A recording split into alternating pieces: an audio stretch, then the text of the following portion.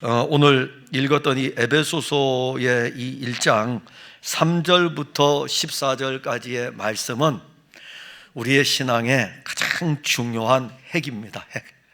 그래서 할 수 있으면은 여러분들이 그 말씀을 암송하면 더 좋고요. 암송하면 더 좋고, 그리고 이 말씀을 암송할 뿐만이 아니라 이 말씀이 우리에게서 실제가 되도록 하면 더 좋습니다. 여기 있습니다. 교재 지금 이걸 뒤에다 좀 갖다 놓으시면 좋을 것 같아요. 장모님, 그 복사한 거를. 예.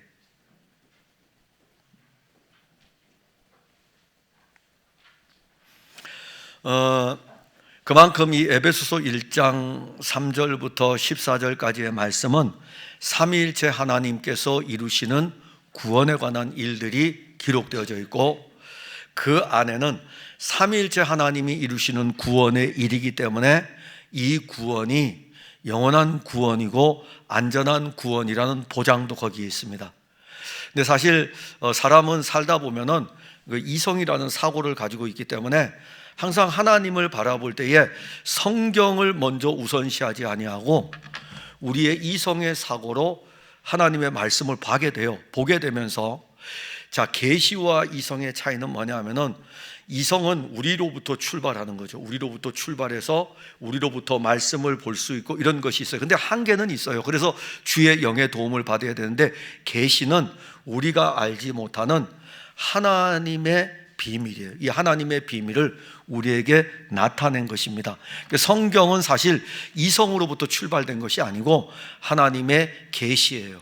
하나님의 계시의 말씀을 사람들이 알도록 이렇게 나타내 보여주신 것입니다. 근데 이제 신앙생활을 하다 보면은 자꾸 우리에게 이 말씀을 읽는데 이성의 도움이 필요하죠. 그래서 이성의 도움을 가지고 지식적으로 우리가 보면서 판단도 하고, 그러면서 우리가 이 말씀을 가지고 이 말씀이 이러한 은혜구나 라는 것을 알게 됩니다. 그런데 그것이 지나치게 또 넘어가게 되면 어디까지 가냐면은 구원에 관한 일들을 딱 접근을 할 때에 우리의 이성으로부터 출발해 가서 해석을 하는 경우들이 있어요. 근데 구원은 우리로부터 시작되는 것이 아니고 하나님으로부터 시작이 되는 거예요. 하나님으로부터 시작이 되고 하나님이 진행을 하시고 하나님이 그 결과도 다 가져가셔요. 그게 성경에 나오는 구원에 관한 일들입니다.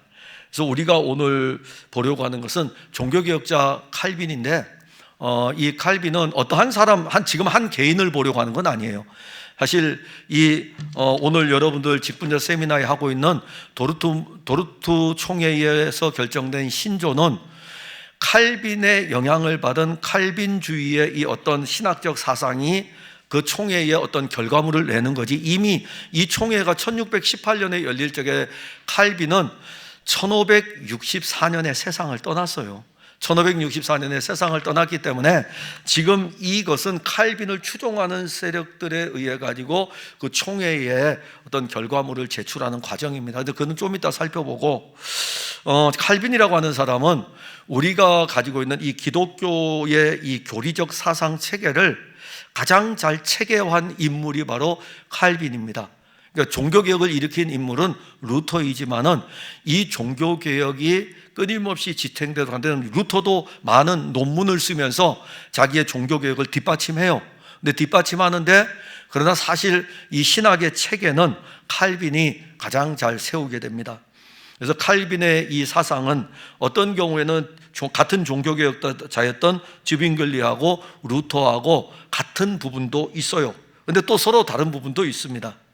근데 역사를 거슬러 올라가면은 사실 칼빈은 유명한 그 아우구스티누스의 사상을 그대로 많이 받아들이고, 이 아우구스티누스 같은 경우에는 어디서 사상을 많이 받냐면 이 성경에 나오는 바울 서신에 언급된 바울의 사상이 많이 이 아우구스티누스가 성경을 통해 가지고 사실 해석을 합니다. 그래서 체계화 좀 하고, 이것을 아우구스티누스가 400년대경의 사람이니까는 그로부터 1100년이 지나고 난 다음에 그 수많은 신학자들이 나와서 이 아우구스티누스의 사상을 가지고 교회를 운동하지만은 정말 종교개혁이 일어났을 때에는 이 사상을 체계화하는 사람은 칼빈입니다.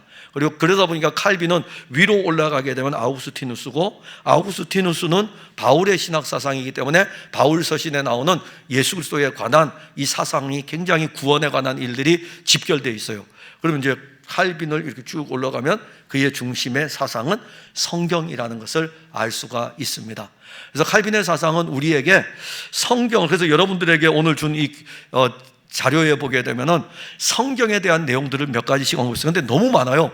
너무 많기 때문에 그 하나하나 일일이 찾아보면은 사실 어떤 면에서 보게 되면 하나의 주제를 가지고 살펴보면은 더 도움이 되는데, 그러하지 못하기 때문에 전부의 성경들을 이거 끄집어내지 못하고 부분적으로 끄집어내는 한계는 우리에게 좀 있습니다.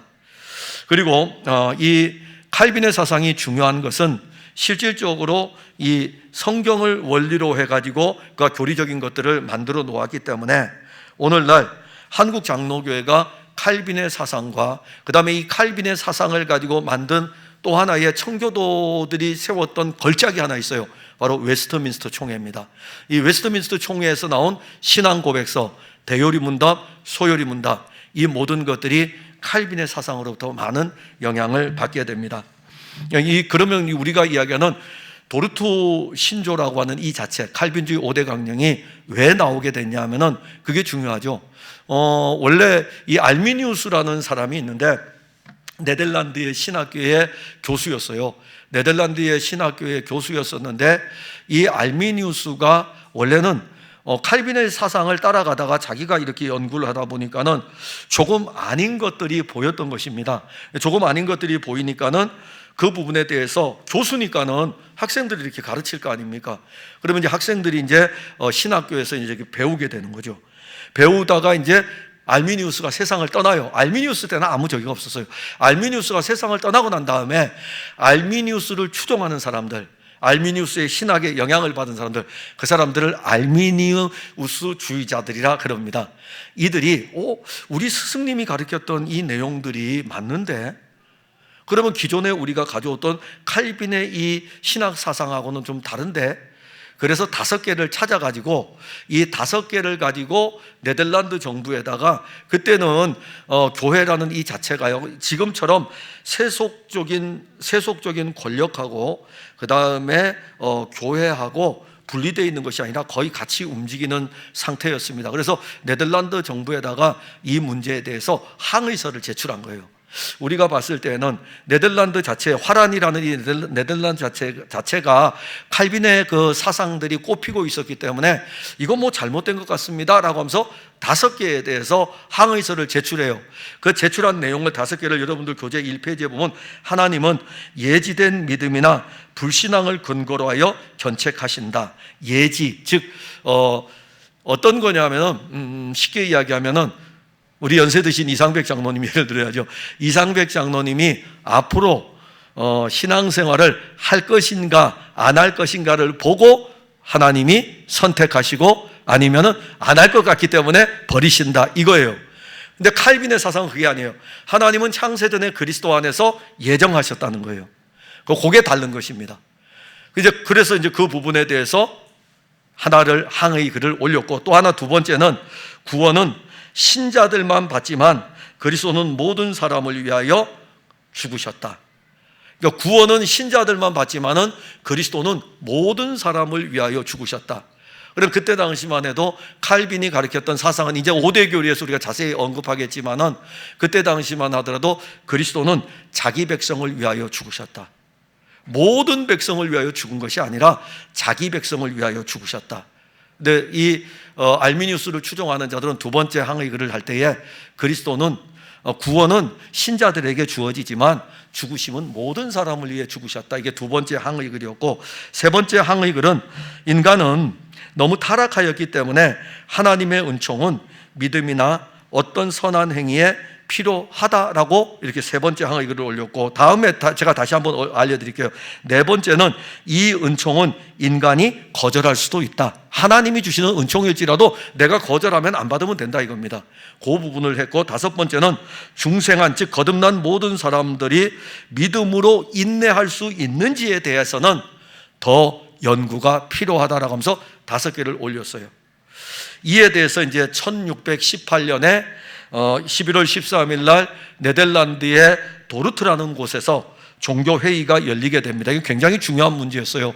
종교회의가 열리게 되고, 이 종교회의에 84명의 회원이 참석하고 이것을 회의를 기록하기 위해서 평신도 회원 18명이 참여합니다. 그래서 약 6개월 동안 1619년 5월 9일까지 회의를 몇 번 하냐면은 154번에 걸쳐 6개월 동안 154번에 걸쳐서 회의를 진행합니다. 다른 거 하나도 없어요. 알미니우스 주의자들이 주장했던 5개 항의서에 대해서 성경에 맞는지, 그리고 성경에 맞지 않는지, 이런 것들을 성경을 중심으로 해가지고 다 살피게 됩니다. 그리고 그 결과 알미니우스를 추종하는 세력들이 주장했던 5개 항의서를 거부를 해요. 도르트 총회에서 거부를 합니다. 자, 그러면 이제 단순하게 거부할 수는 없잖아요.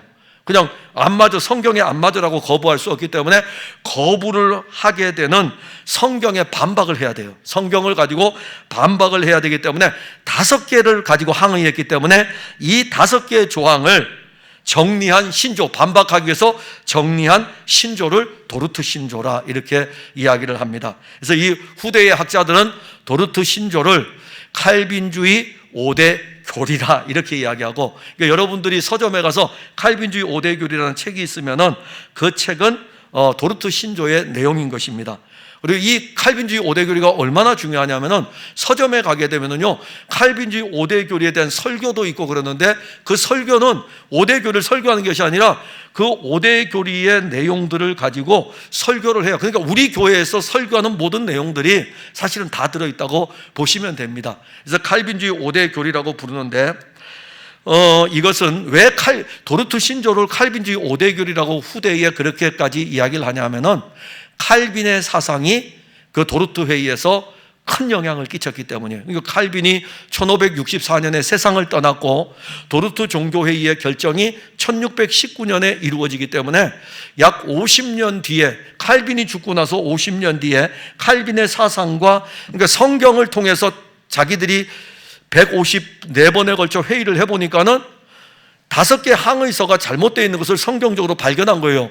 그리고 이것을 채택하면서 거기에 대한 답글을 이렇게 쓰는데, 쓰고 나서 보니까 대부분이 영향이 칼빈의 교리하고 같은 거예요. 칼빈의 사상하고 같아서 후대에는 도르트 신조를 후대에는 칼빈주의 5대 교리다라고 그렇게 이제 불리기도 합니다.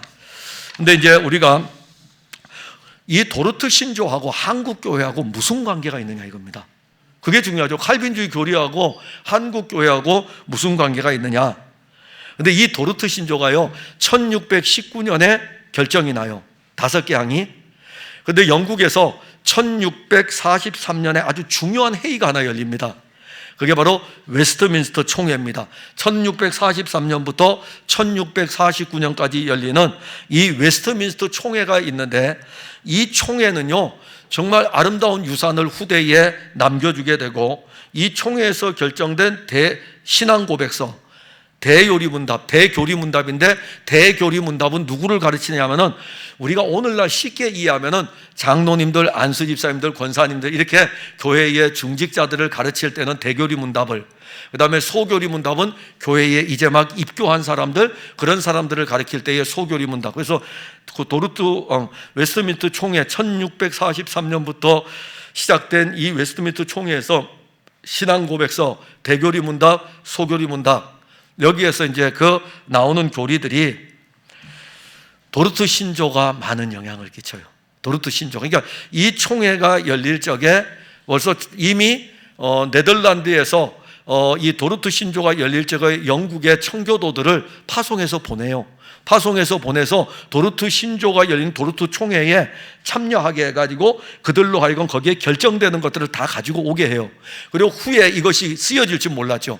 웨스트민스터 총회 때에 이것이 쓰여지게 되는 것입니다. 우리나라는 70%가 장로교입니다.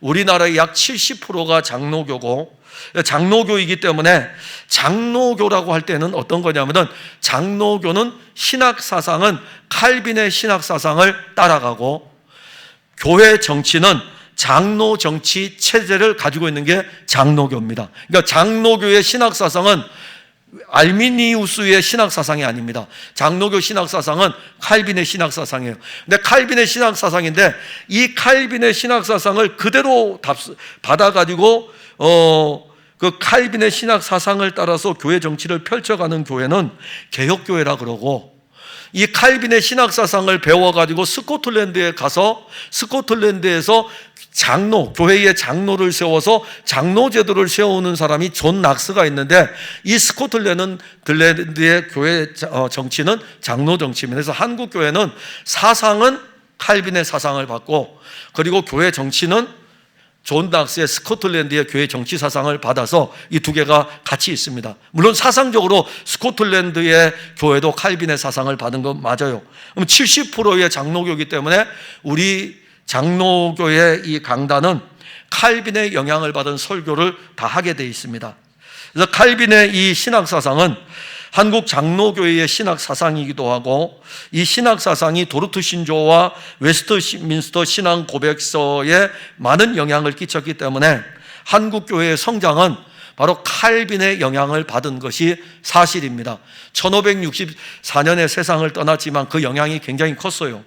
그리고 이제 시간이 흘러오면서 한국교회가 그 뿌리 안에서 자라다가 지금에 와서 한국교회는 신학이 부재가 되어버렸어요.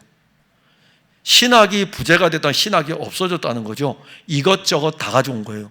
이것도 가져오고 저것도 가져오고 다 가져온 겁니다.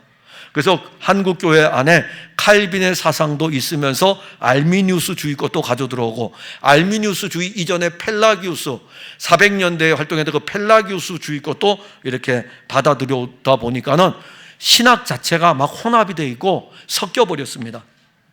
그래서 변질이 되고, 부재할 뿐만 아니라 변질이 되고, 그러면 이것은 어디에 영향을 끼치냐면 설교에 영향을 끼쳐요. 한 설교자가 설교를 할 때에는 그 설교자가 가지고 있는 신학 사상이 있습니다. 그리고 그 신학 사상, 성경을, 그 신학 사상을 가지고 볼 수 있기 때문에 설교를 작성해 갈 때는 그 설교자의 신학 사상이 그 설교에서 녹아날 수밖에 없는 것입니다. 그런데 만약에 신학이 부재가 돼 보세요. 신학이 그 사람에게 없고 신학이 변질되게 되면은 설교는요, 이렇게 갔다가 저렇게 갔다가 사방으로 막 튀는 거예요. 그러면 교인들이 들을 때에 어떻게 듣겠습니까? 도대체 우리 목사님은 신학이 어떤 거야? 이리도 갔다가 저리로 갔다가 잘 이해를 못하게 되는 거죠. 혼돈이 생기죠. 예를 들어서 이 항의서에서 나오는 것 중에 하나님께서 죄인을 구원하시는 이 일에 대해서 진행을 할 적에 하나님의 은혜를 인간은 거부할 수 없습니다라고 하다가, 또 어느 부분에 성경을 읽다 보니까는 거절하는 것도 비치는 게 보이니까는 인간이 거절할 수도 있습니다 하면은, 성도들이 설교를 들을 때 지난번에 설교할 때는 하나님의 은혜를 거절할 수 없다 그랬는데, 근데 오늘은 하나님의 은혜를 거절할 수 있다고도 하네? 그럼 교인들이 혼돈이 생기죠.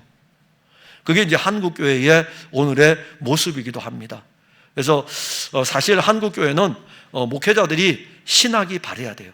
신학이 바래야 되고, 교인들이야 뭐 다양하죠. 뭐 교인들이야 뭐 자기들의 이성의 사고를 가지고 목회자들의 설교에 대해서 비판하고 막 이럴 수 있는데, 목회자는요, 신학이 바르게 딱 돼 있어야 돼요.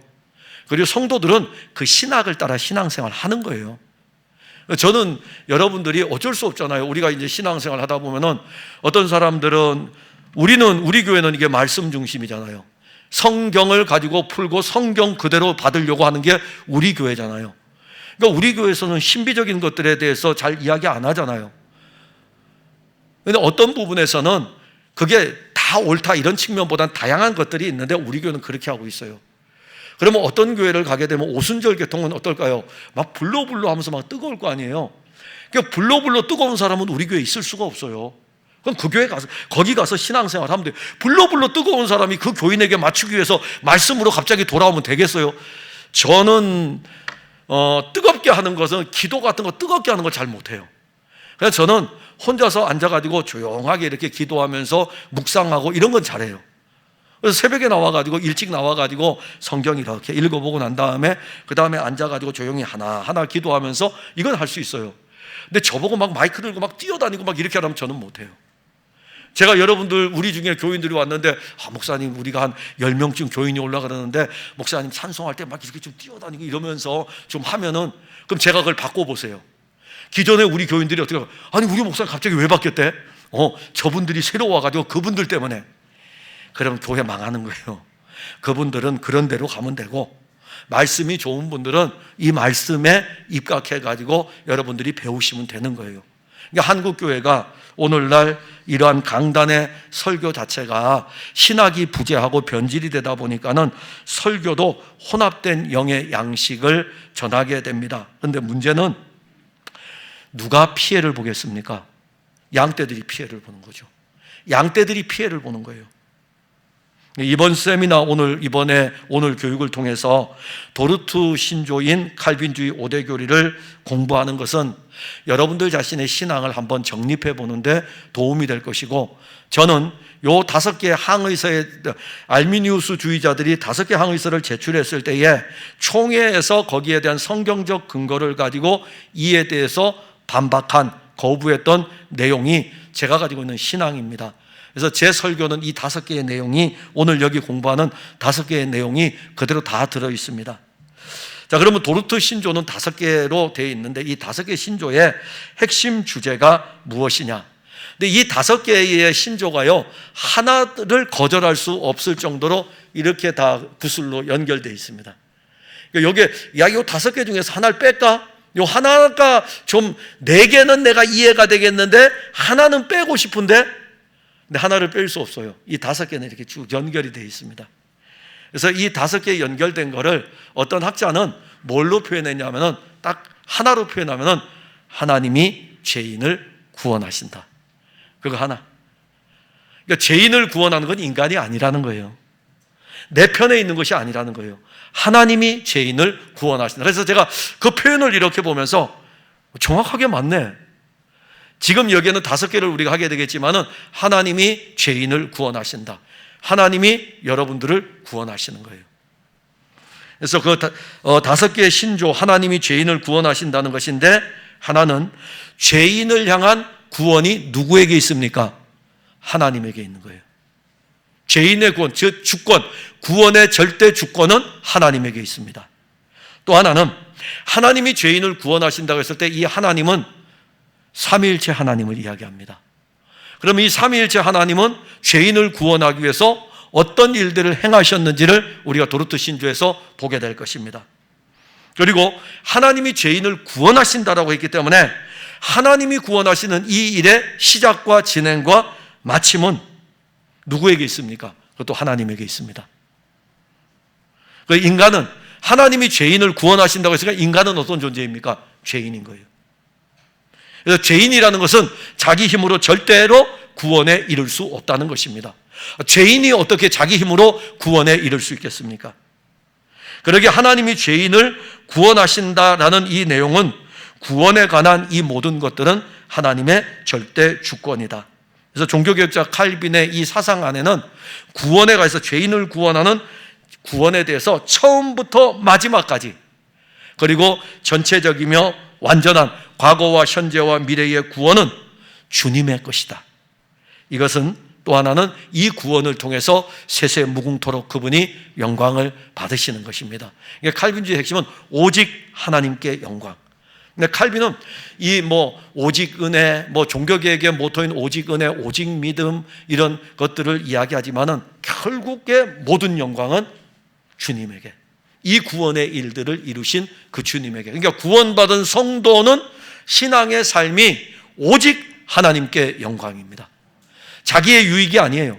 내가 구원받은 어떤 유익이 아니고 내가 이 세상에서 살아가는데 필요한 것들을 채워주시는 그런 게 구원이 아니고, 구원은 하나님께 영광입니다. 왜냐하면 나 같은 죄인을 구원한 그 결과, 그러니까 우리의 입에서 나온 것은 이 백성은 나의 찬송을 위하여 내가 지었고 만들었느니라. 자, 그러면 이제 우리가 도르트 신조의 내용 5개를 우리가 보려고 하는데, 알미니우스가 주장했던 내용 다시 한번 알려드립니다. 하나는 인간은 부분적으로 타락했다는 것입니다. 자, 부분적으로 타락했다는 것은 전부가 타락되지 않았기 때문에 선을 행할 수 있는 것이 나에게 있다는 거예요. 두 번째는 조건적 선택입니다. 그러니까 부분적 타락이기 때문에 하나님이 구원의 일을 진행하실 때에 하나님께서 사람들이 행동을 보시고, 예지잖아요. 그들이 어떻게 할 것을 보시고 하나님이 이 사람을 구원한 어떤 조건이에요. 그러니까 여러분들이 신앙생활을 잘할 것을 보시고 하나님이 여러분들을 선택하는 조건적 선택입니다. 그러면 이제 여러분들은 막 흔들리기 시작해요. 여러분들 지금까지 신앙생활 잘해왔습니까? 조건적으로 선택한다면 어떤 조건을 거실까요? 근데 목회는 이거 가지고 하면 되게 재밌어요. 왜 재밌는지 해드릴까요? 봉사하고 충성하지 않으면 그 조건에 하나님이 봉사하고 충성하지 않기 때문에 당신을 선택하지 않았다고 이렇게 위협할 수도 있다니까요. 오늘날 기독교인들이요, 얼마나 많은 목회자들의 그릇된 설교로 인해서 위협을 받는지 모릅니다. 우매무지해가지고요. 그래서 많은 교인들이, 제가 강의하는 학교에 학생이 하나가 있는데 그 학생분이 그러셔요. 자기는 다니면서 다 해봤다 이겁니다. 다 해보고 그마냥 교회에서, 그분이 어떤 이단 사상의 교회를 다녔어요. 지금은 나왔는데 정말 자기는 교육을 다 받았다 이겁니다. 교육도 다 받고 헌금 생활할 때에 사업을 했으니까는 다 드렸다 이겁니다. 근데 나오고 나서 다 거짓말, 다 거짓이라 이거죠. 다 거짓이라고. 다 속아서 넘어갔다 이겁니다. 자기가. 그래요. 왜 사람들이 이단의 사상에 다 넘어갈까요? 넘어가면서 그들 몸도, 그리고 그들 건강도, 그리고 그들 재산도 다 그렇게 바치는데 그들이 왜 넘어갈까요? 바로 잘못된 것들을 가르치면서 그들을 위협하고 협박하며 끌고 가면은요, 하나님이 때리시는데 누가 안 딸려가겠습니까? 그러니까 오늘날 한국교회는요, 율법적 성향을 가지고 주일날 교회 안 나오면은 너 어떤 일이 일어날 줄 알아? 가다가 교통사고가 날 수도 있어 막 이러면은 주일날 안 가가지고 내가 막 불안한데 이렇게까지 한다니까요. 조건적인 선택이 알미니우스주의자들은 조건적인 선택, 우리가 어떤 일을 잘할 것을 보시고 선택하신다. 그 다음에 또 하나는 보편적 속죄, 이 세상의 모든 사람을 위해서 죽으셨다. 그러면은 예수님이 이 세상의 모든 사람을 위해서 죽으셨으면 여러분들 교회 안 나와도 되잖아요. 예수님이 왜 죽으셨는데요? 예수님이 십자가에 왜 죽으셨죠? 죄인을 구원하기 위해서 십자가에 죽으셨잖아요. 그러면 모든 사람을 위해서 죽으셨으면 여러분들 교회 안 나오면 되죠. 모든 사람을 위해 다 죽었는데 왜 교회들 다닙니까? 그분이 모든 사람을 위해 죽었다면. 그게 바로 알미니우스 주장이에요. 또 하나는 아무리 그러할지라도 하나님이 우리에게 은혜를 베푼다 할지라도 우리는 이성적으로 거절할 수 있다 이겁니다. 왜 그게 나올 수 있을까요? 지금 우리가 전도하러 가잖아요. 전도해서 전도를 할 적에 사람들에게 예수 믿으세요 하면은 거절하잖아요. 거절하기 때문에 이런 이성들이, 삶에서 나오는 이런 이성들이 사람들이 듣기 편하게 거절할 수 있다 이겁니다. 우리가 거절할 수 있다. 이것이 바로 알미니우스주의고, 마지막 하나는 성도의 견인은 불확실하다. 그러니까 알미니우스주의자예요. 그러면 여러분들이 알미니우스가 주장하는 이 교회들을 다니면 구원 자체가 불확실해지는 거예요. 죄를 거부할 수 있는 것도 내게 있고, 은혜에서 멀어지는 것도 내게 있고, 그게 바로 알미니우스가 주장하는 겁니다. 그러면 이제 우리가 거기에 대한 반박을 5개, 그 도르스 총회에서 열렸던 5개를 우리가 보려고 합니다. 하나는, 인간은 부분적으로 타락한 것이 아니라 전적으로 무능력하고 전적으로 타락하고 전적으로 부패되었다. 이게 바로 그 총회에서 열렸던 첫 번째 내용입니다. 그러니까 구원이라고 하는 것은 죄와 관계하는 것입니다. 죄가 인간의 본질에까지 영향을 끼치고, 그리고 그 영향으로 인해서 이 죄가 인간의 이 본질 안에, 본성 안에 자리를 잡고 있습니다. 그런데 도르트 신조에서는 이 부분에 대해서 인간은 전적으로 부패하고 전적으로 무능력하다 이렇게 알려줍니다. 그래서 이제 이 부분을 루터파 교회에서는 어떻게 이야기하냐면은 이것을 좀 좁은 의미로 해석을 해가지고 인간의 모든 부분이라고 이렇게 이야기했고, 칼빈 같은 경우에는 칼빈은 이 좁은 의미로는 그러하지만은 인간이 가지고 있는 이 어떤 이성적 사고라든가 감정이라든가 이런 것들은 남아있기 때문에, 그래서 이제 루터파 견해를 보게 되면은 인간의 이 이성적 사고까지 타락돼서 전적으로 무능력하다 그러면 짐승이나 똑같기 때문에, 칼빈 같은 경우는 하나님의 의라든가 영원한 생명이라든가 이런 부분은 전적으로 인간은 가질 수 없지만은 인간이 가지고 있는 도덕적 삶이라든가 이런 것들은 남아는 있는데 이것조차도 구원에 이를 수 없다고 이렇게 넓은 의미로 또 하나를 이야기를 합니다. 그래서 이 부분을 이야기할 적에 전적이라고 하는 말은 실질적으로 모든 부분에서 인간은 죄의 영향을 받았고 모든 부분에서 부패가 되었기 때문에 사람의 힘으로는 결코 구원에 이를 수 없는 것을 전적 타락, 전적 부패, 즉 타고난 본성으로는 어떤 영적인 선을 행할 수 없다라는 것을 이야기합니다.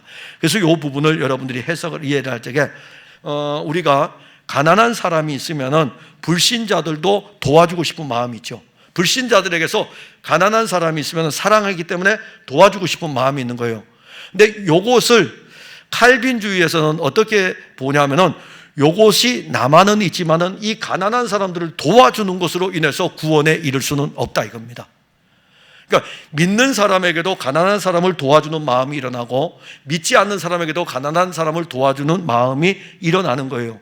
근데 이것으로는 구원에 이를 수 없기 때문에 인간이 활동하고 있는 모든 영역의 본질 자체에서는 전적으로 무능력하다, 구원에 이르는 데에는 인간의 힘으로는 구원에 이를 수 없는 죄로 인해서 영적인 파산자가 되어 있다는 것을 이야기합니다. 웨스트민스터 신앙고백서, 도르트 신조가 영향을 끼쳤던 웨스트민스터 신앙고백서는 인간의 전적 무능력에 대해서 사람은 죄의 상태에서 타락함으로써 구원에 이르는 어떤 영적 선 그리고 원하는 모든 능력을 전부 상실했다 이렇게 표현을 합니다.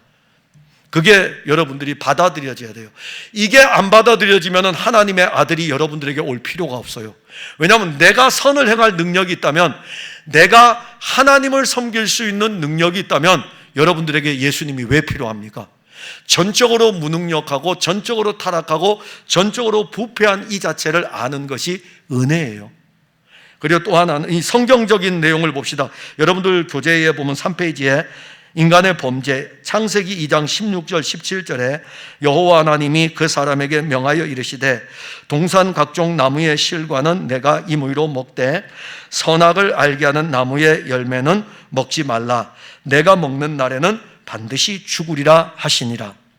그래서 따먹었어요. 따먹었기 때문에 반드시 죽으리라. 사망이에요. 여러분들 그냥 일반적으로 보더라도 죽음 가운데 있는 사람이 무슨 능력이 있습니까? 아무 능력이 없다. 영적으로 아무 능력이 없어요. 죄의 전가. 그러면 아담이 지은 이 죄가 우리하고 무슨 상관이 있냐 이겁니다. 아담이 지은 죄가. 아담은 그 선악을 알게 하는 나무의 열매를 따먹었기 때문에 그가 정령 죽으리라는 대로 죽음이라는 것이 왔다면은 우리하고는 왜 나는 선악을 알게 하는 나무의 열매를 따먹지도 않았는데 왜 이것이 나에게 왔냐 이겁니다. 그래서 그 부분을 성경에서 또 증거를 해줍니다. 로마서 5장 12절입니다. 우리 교재에 있으니까 다 함께 읽겠습니다. 시작. 그러므로 한 사람으로 말미암아 죄가 세상에 들어오고 죄로 말미암아 사망이 들어왔나니 이와 같이 모든 사람이 죄를 지었으므로 사망이 모든 사람에게 이르렀느니라. 왜 우리에게 죄가 왔는지 성경이 알려주는 거예요. 그러니까 어떤 고대에 어떤 신학의 논쟁이 벌어지더라도 사람들은 자꾸 이성으로 접근해요. 그게 뭐 이렇고 자기가 배웠던 걸 가지고 이야기해요. 그런데 모든 교회의 총회들이 열릴 때에는 이겁니다. 성경이 뭐라고 하고 있느냐? 성경이 자기의 이성의 여러분들 교회 생활 오래 해왔죠? 오래 해오면서 여러분들 가진 사고들 있잖아요. 그거 아무리 이야기해도 소용없어요. 여기가 뭐라고 하고 있느냐? 여기가. 그래서 여기에 모든 것이 최종 결정 권한은 성경에 있는 것입니다. 도르토에이에서도 여기에 근거를 해가지고 우리에게 왜 죄가 있느냐, 선악을 알게 하는 나무의 열매는 아담이 따먹었는데 왜 나에게도 죄가 있느냐, 그 죄가 한 사람으로 말미암아 모든 사람에게 들어왔고, 그래서 이 모든 사람이 사망 아래에 있다. 아담과 똑같이 죄가 이렇게, 그래서 이제 신학적으로 그걸 전가라 이렇게 이야기합니다. 그 다음에 또 하나는 죄로 인하여서 우리 인간은 어떤 상태가 되어 있냐면은, 죄가 우리에게 들어와서 사망이 있는데 죄로 인해서 어두워진 상태를 요한복음 3장 18절 19절에 그를 믿는 자는 심판을 받지 아니하는 것이요 믿지 아니하는 자는 하나님의 독생자의 이름을 믿지 아니하므로 벌써 심판을 받은 것이라. 그 정죄는 이것이니 곧 빛이 세상에 왔으되 사람들이 자기의 행위가 악함으로 빛보다 어두움을 더 사랑한 것이니라. 빛이신 하나님의 아들이 왔는데 사람들은 이 빛이신 하나님의 아들을 보지를 못했어요. 왜 그럴까요? 죄가 그들에게 전가돼서 그들이 사망 아래에 있기 때문에 빛이 와도 보지를 못했던 것입니다. 그래서 그들의 삶은 빛으로 오신 하나님의 아들 예수를 사랑하는 것보다는 예수 아닌 유대 종교를 사랑했던 거예요. 예수님 당시에 유대인들 있죠. 예수님 당시에 유대인들, 바리새인들 얼마나 열심히 했습니까? 소득의 11조도 하고 1회에 2번씩 금식하고 열심히 하나님을 위해서 산다고 하면서 말씀을 따라 살아갔던 사람들, 정작 누구를 거절합니까? 예수님을 거절하는 것입니다. 이게 어두움을 더 사랑하는 거예요. 그게 인간의 본성의 모습입니다. 또 하나는, 네 번째로 보게 되면 죄인은 악한 영의 지배, 즉 한 사람으로 인해서 그 죄가 우리에게 들어와서 단순하게 그 죄만 들어오는 것이 아니라 악한 영의 지배를 받는데, 에베소서 2장 1절과 2절에 그는 허물과 죄로 죽었던 너희를 살리셨도다. 그때에 너희는 그 가운데서 행하여 이 세상 풍조를 따르고 공중의 권세 잡은 자를 따랐으니 곧 지금의 불순종의 아들들 가운데 역사하는 영이다. 즉 사탄은 아담과 하와가 하나님의 형상대로, 아담이 하나님의 형상대로 창조되었을 적에 하나님의 형상대로 창조된 이 아담을 넘어뜨리기 위해 가지고 사탄은 에덴 동산에 침투를 합니다. 그리고 하와를 유혹하고 하와와 함께 또 아담도 넘어가게 되죠. 근데 이것이 악한 영이 지금도 사람들에게 침투해 가지고 다른 거 아니에요. 하나 죄인인 인간들을 구원하기 위해서 오신 하나님의 아들을 보지 못하게 하는 것입니다. 세상 공중의 권세 잡은 자를 따라가고 그러하는 일들이 일어나요. 그러니까 우리가 자연적으로 내추럴 측면에서 봤을 때는 세상 사람들이 들을 때는 되게 기분 나쁘죠. 불순종의 그 세상 공중 권세 잡은 사탄의 세력들이 지금 움직이고 있기 때문에 그러냐, 그렇게 하면은 세상 사람들 되게 불쾌하게 생각해요. 영적으로 보았을 때는 이 세상 사람들 중에 아직도 택한 사람들이 구원의 은혜, 이 복음을 듣지 못하는 것은 악한 영이 활동하면서 이 복음이 우리에게 오는 것을 거절하고 있고, 또 하나는 우리들 안에도 우리의 본성의 의지를 자꾸 내세우는 일들을 합니다. 그 여러분들이 영적인 문제예요. 그 여러분들 그냥 교회 다니는 교회 생활의 문제가 아니라 영적인 문제입니다. 여러분들 설교 시간에 왜 자꾸 졸릴까요? 영적인 문제예요. 영적인 문제. 설교 시간에 왜 다른 생각을 할까요? 영적인 문제입니다.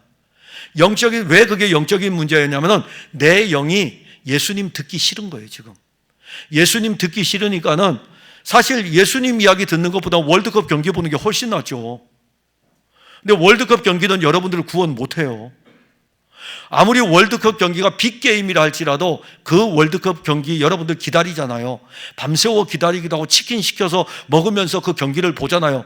그리고 여러분들 월드컵 경기, 한국 경기 할 때 졸면서 보는 사람이 있습니까? 두 눈 크게 뜨고 보잖아요. 근데 그것이 여러분들을 구원합니까? 안 그렇습니다. 참 근데 놀라운 것은 이 악한 영이 세상 가운데서 활동을 할 때는 하나님의 아들 그리스도에 대해서 우리로 하여금 보지 못하게 하고 듣지 못하게 하고 이렇게 활동을 합니다. 그래서 저는 여러분들이 예배를 드리고 막 이런 것을 할 때에 정말 성경을 통해서 성경을 읽을 때도 그렇고 하나님의 영이 우리 안에서 일을 하심으로 말미암아 이 성경에 기록된 그리스도를 발견하고 그리고 설교를 통해서 증거되어지는 하나님이 보내신 하나님의 아들을 아는 이 은혜 안으로 들어가기를 갈망해야 돼요. 그게 우리에게서 사실 일어나야 됩니다. 아니, 아무 생각 안 하고 있다가 여러분들이 교회 오면, 예전에 누가 그러더라고요. 교회 오면은 이상하게, 요즘은 이제 이 가스레인지가 아니기도 하고 그러잖아요. 그죠? 이제 가스레인지 이상하게 교회 오면은 막 생각 안 나던 것들이 막 생각나기 시작하는 거예요. 왜 그럴까요? 왜 그럴까요? 우리 주변에 이거 맴돌고 있는 악한 영이, 사탄은 지금도 활동하고 있습니다, 여러분. 영계의 세계는 지금도 활동하고 있어요. 그래서 우리는 그것을 알고 있잖아요. 불신자들은 그걸 모르잖아요.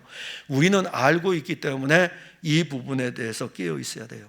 악한 영들이 죄인인 우리들에게 계속 침투를 하면은, 사실 아담 같은 경우에 범죄하기 전에는 하와에게 만나서 계속 이야기를 해야 되지만은 우리는 이미 죄인이 되었기 때문에 이 영이 활동하면요 그냥 다 넘어가게 되어 있습니다. 그래서 인간은 자력으로는 절대로 구원을 얻을 수 없다. 자기 힘으로는 절대로 구원을 얻을 수 없는 전적 무능력인데, 요한복음 6장 44절에 나를 보내신 아버지께서 이끌지 아니하시면 아무도 내게 올 수 없다 그랬어요. 즉 하나님께서 그의 아들 그리스도를 보내셨어요. 예수 그리스도가 육신을 입고 이 땅에서 사역을 하시면서 복음을 전했잖아요. 그러면 유대인들이 다 들어요. 그 하나님을 뜨겁게 사랑했던 바리새인들도 그 말씀을 듣습니다. 그런데 이 바리새인들이 육신을 입으신 하나님의 아들 예수를 딱 거절하고 있어요. 그때 예수님께서 하시는 말씀이, 아버지께서 나를 이 세상에 보내신 분이 아버지이신데 나를 보내신 아버지께서 그들을 이끌지 아니하면 아무도 내게로 올 수가 없다라고 이렇게 말씀합니다. 자, 그리고 이제 두 번째, 인간은 전적으로 그러면 구원에 대해서 무능력한 죄인이라면은 우리는 그러면 어떻게 해서 예수를 믿을 수 있을까라는 부분으로 이제 갈 때에 두 번째 나오는 것이 무조건 선택입니다. 조건 없는 선택이에요. 그러니까 아담의 죄로 인하여 가지고 모든 사람은 그 죄를 받았기 때문에, 죄의 전가가 되었기 때문에 죄인으로 이 세상에 태어납니다. 로마서 3장에도 나와 있듯이 모든 사람은 죄인입니다. 죄인으로 태어난 인간은 하나님과의 교제를 원하지 않는 본성을 원래 가지고 있어요. 죄인은 이제부터 하나님을, 왜냐하면 에덴 동산에서 쫓겨났잖아요. 에덴 동산에서 쫓겨났기 때문에 죄인은 하나님을 가까이 하지 않는 본성을 그냥 그대로 가지고 있습니다. 인간은 자기의 의지로 이제부터는 하나님을 거역하는 거예요. 하나님을 거역하고 하나님의 말씀에 대해서 불순종합니다. 근데 하나님께서는 그냥 그들을 내버려 두셔도 돼요. 내버려 두셔도 되죠. 그래, 니들 범죄했어? 그럼 니들 내버려 두면 돼요. 우리가 자녀들 키울 때에 자녀가 부모의 말에 불순종하면은 그럼 네 마음대로 해. 네 뜻대로 살아가. 내버려 둬보세요. 근데 여러분들이 내버려 두시겠습니까? 자녀를 향한 불타는 사랑으로 인해서 잠시 내버려 뒀다가 그 자녀를 향한 사랑의 행동을 펼치지 않습니까? 하나님을 거역하고 하나님을 배반하고 하나님의 말씀을 따르지 온전히 순종하지 않는 그들을 향해서 내버려 두어도 되는데, 하나님은 타락한 자기 백성들을 구원하는 일을 하셔요. 그때에 하나님은 창세전에 택한 자기 백성들을 창세전에 자기 백성들을 선택하셔가지고 이들에게 하나님의 은혜를 주십니다. 그래서 이 선택을 언제 하냐면 창세전에 그리스도 안에서 선택하셨기 때문에 이것을 은혜라 그러는 거예요. 은혜. 내가 무엇을 하기 전에 하나님은 그리스도 안에서 우리를 택하셨습니다. 그래서 하나님의 선택은 인간이 죄로 인해서 부패하고 그 부패함이 스스로 구원에 이를 수 없다는 것을 알려주기 위해, 너는 이제 무능력해. 너는 네 힘으로 구원 얻을 수 없어. 근데 내가 너를 선택한 것은 너의 어떤 행동을 보고 선택한 것이 아니라 창세전에 너가 나를 알지 못할 때에, 너가 나를 알지 못할 때 나는 이미 창세전에 내 아들인 그리스도 안에서 너를 택하였다라고 말씀하시는 것입니다. 그리고 성령은, 그러면 이제 삼위일체 하나님의 구원의 일들을 가게 되면 성부 하나님이 자기 백성들을 이렇게 선택하실 때에 성자는요, 하나님이 택하신 자기 백성들, 하나님의 백성들을 구원하기 위해서 구원에 필요한 모든 것들을 이행하셔요. 그냥 구원할 수 없습니다. 그냥 구원할 수 없어요. 죄인이기 때문에 이 문제를 해결하고 구원해야 돼요.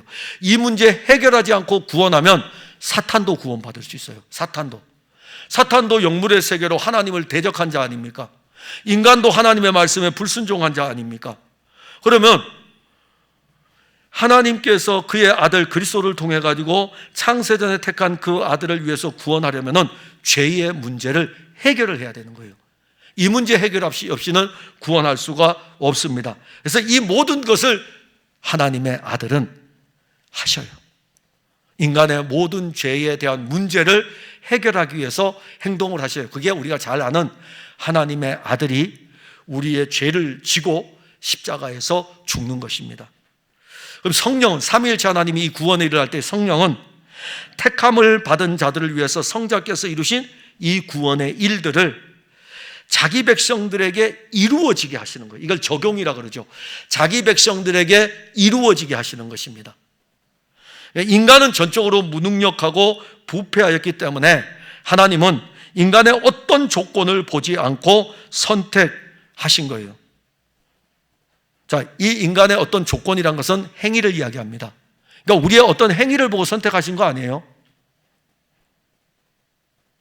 전적으로 부패한 인간은 하나님 무조건 선택하신 거예요. 그리고 이게 칼빈이 주장하는 이 성경의 원리는 뭐냐면은 하나님의 은혜는 우리에게 무능력한 우리를 창세전에 그리스도 안에서 우리를 선택하신 이 자체만 보더라도 우리를 향한 하나님의 사랑인 것이고 하나님의 은혜인 것을 알 수 있습니다. 만일 여러분들에게 구원받을 만한 어떤 조건이 있어가지고 하나님이 선택했다면 그것이 은혜이겠습니까? 은혜 아니죠. 내가 어려운 이웃을 위해서 열심히 살아가는 이 행동을 보였기 때문에 하나님이 나를 선택했다면 그게 은혜예요? 은혜 아니죠. 내가 열심히 했기 때문에 하나님 나를 선택하신 것인데, 내가 교회를 열심히 다녔기 때문에, 내가 교회를 다니기로 작정한 날부터 한 번도 교회를 빠지지 않고 교회를 다녔기 때문에 하나님이 나를 선택했다 그러면은 우리가 그게 은혜입니까? 은혜 아니죠. 왜냐하면 내가 수고했기 때문에, 내가 교회를 열심히 다녔기 때문에. 그런데 하나님의 선택은 우리의 행위에 두지를 않습니다. 그리스도 안에서 전적으로 무능력한 우리들을 그냥 택하신 거예요. 여러분들의 어떤 조건도 보지 않았습니다. 그래서 우리가 성경적으로 보면 에베소서 1장 4절 5절, 오늘 우리가 읽었던 본문입니다.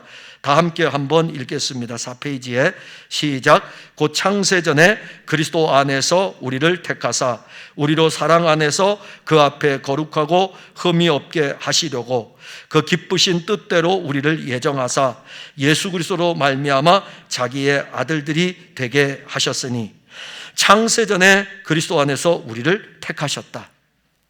그러니까 여러분들이 반론을 제기를 할 수 있어요. 알미니우스의 주의자들처럼. 왜냐하면 여러분들의 이성적 사고로 누구는 선택하고 누구는 버립니까? 저도 수도 없이 많이 들었어요. 하나님이 어째 그런 분입니까? 하나님 사랑이 많으시다면서요. 누구는 선택하고 누구는 버립니까? 그게 나와서 그러면 이제 답은 뭘로 들어야 돼요? 이성의 사고를 가지고 내가 이렇게 하면서 니도 봐라, 우리가 이런 일들을 하게 되면은 그 안에서 하나님의 사랑이 얼마나 크냐. 제가 아무리 하나님의 사랑을 이야기해도요, 그 편은 안 받아들여요. 그 편은 뭐냐면은 이성의 어째 하나님이 그럴 수 있느냐 이렇게만 이야기해요. 이제 그런 것들이 충분히 논쟁이 되죠. 그럴 때 성경은 우리에게 뭐라고 하느냐 이겁니다. 그럼 여러분들은 여러분들의 이성의 사고를 따라갑니까? 아니면 성경을 믿는 사람입니까? 성경은 우리에게 창세전에 그리스도 안에서 우리를 택하셨다. 그건 끝이에요. 거기 칼빈도 자기 주장을 이야기하는 것이 아니라 성경을 가지고 이야기하는 것이요. 칼빈만이 아니라 이 에베소서를 누가 썼죠? 바울이 썼잖아요. 바울이 성령의 감동을 받아 쓸 적에 자기 자신을 알잖아요. 바울이라고 하는 사람은요, 여러분들이 따라갈 수 없을 만큼 구원받을 수 있는 조건이 있었어요. 안 그렇습니까? 유대인이죠. 아브라함의 자손이죠. 베냐민 지파죠. 그리고 바울이 얼마나 이 율법에 대해서 열심히 있는 자였습니까?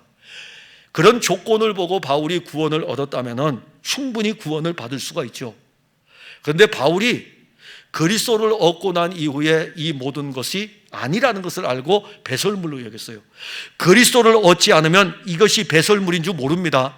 그리스도를 얻고 난 이후에 배설물로 여겼다, 이렇게 표현하고 있어요. 그리스도를 얻고 나면 내가 열심을 냈던 것이 아니었었네. 그럼 결국 창세전에 그리스도 안에서 나를 택하신 일이었고, 그리고 이 일을 위해서 그리스도가 십자가에서 죽으신 거였네, 내 공로가 아니었구나 라는 것을 알게 되는 거죠. 그래서 바울이 창세전에 그리스도 안에서 택하신 것은 자기의 어떤 공로, 열심, 이것으로 선택받은 것이 아니고 그냥 그리스도 안에서 무조건적인 선택이었던 것입니다. 죄인을 향한, 우리를 향한 무조건 선택이. 저는 그래서 이런 논쟁들이 벌어질 적에 저는 답 아무것도 안 해요. 그냥 요거 이야기해주고, 그래서 저는 고맙습니다, 그럴 뿐입니다. 은혜 아니면 살 수 없습니다. 내가 만약에 내가 교회를 사역을 하면서 지금 금년에 30년 사역했다고 교회에서 선물도 주고 그랬는데, 제가 약 30년 사역했기 때문에 주님이 나를 선택하셔서 내가 30년 40년을 한 교회에서 사역하실 것을 아시고 주님이 나를 선택하셨다면 저는 30년 40년 동안 죽도록 충성하며 와야 돼요. 그러면 제가 자랑하겠죠. 뭘 자랑하겠어요? 제가 한 교회에서요 30년 사역하고 40년 사역하고 얼마나 열심히 있었는지 모르면 이거 자랑할 거예요. 그게 제 구원입니까? 아니에요. 그냥 너 그 아무것도 하지 않을 때에 내가 너를 이미 선택을 했다, 이겁니다. 그래서 내게 그리스도를 알게 해주었기 때문에 은혜인 뿐이에요. 그래서 사람들한테 그래요. 난 모르겠어, 나는 모르겠어, 나는 정말 모르겠고 그냥 은혜일 뿐이다. 내가 뭔가를 하지 않을 때에 주님이 나를 택하셨다. 그리고 로마서 9장 16절에 보면 그런즉 원하는 자로 말미암음도 아니요 다른 박질하는 자로 말미암음도 아니요 오직 긍휼히 여기시는 하나님으로 말미암음이라. 내가 원한다고 되는 것도 아니에요.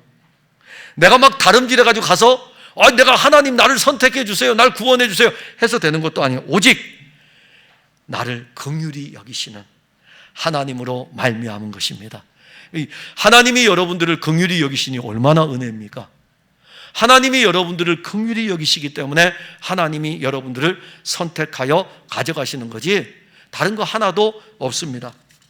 그리고 신앙은 하나님의 선택의 결과인데, 로마서 9장 12절에 그 자식들이 아직 나지도 아니하고 무슨 선이나 악을 행하지 아니한 때에 택하심을 따라 되는 하나님의 뜻이 행위로 말미암지 않고 오직 부르시는 이로 말미암아 서게 하려 하사. 그리고 사도행전 13장 48절에 이방인들이 듣고 기뻐하여 하나님의 말씀을 찬송하며 영생을 주시기로 작정된 자는 다 믿더라. 영생을 주시기로 작정된 자, 그들이 믿는 거예요. 그들이 믿는 것입니다.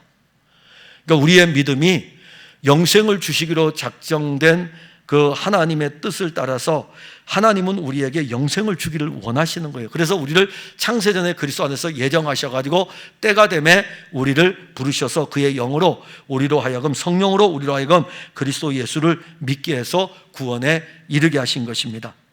그럼 이제 우리에게 선행에 대한 부분을 에베소서 2장 10절에 우리는 그가 만드신 바라 그리스도 예수 안에서 선한 일을 위하여 지으심을 받은 자니 이 일은 하나님이 전에 예비하사 우리로 그 가운데서 행하게 하려 하십니다. 즉 우리를 그리스도 안에서 행하게 하시는데, 제가 오늘 그 세미나의 마지막 부분에 이 부분을 언급했어요. 성경을 여러분 봅시다. 바울이 쓴 서신을 보면 돼요. 왜냐하면 복음서는 예수님에 대한 이야기고 그 다음에 교회들이 세워졌을 적에 바울이 편지를 씁니다. 성경을 여러분들이 해석해서 읽을 적에 절대로 중간에서만 보지 마셔요. 자, 예를 들어서 여러분들 그냥 에베소서 하나를 딱 펼쳐봅시다. 에베소서를 펼쳐서 에베소서 6장 1절 읽어드릴게요. 자녀들아 주 안에서 너희 부모에게 순종하라. 이것이 오도니라.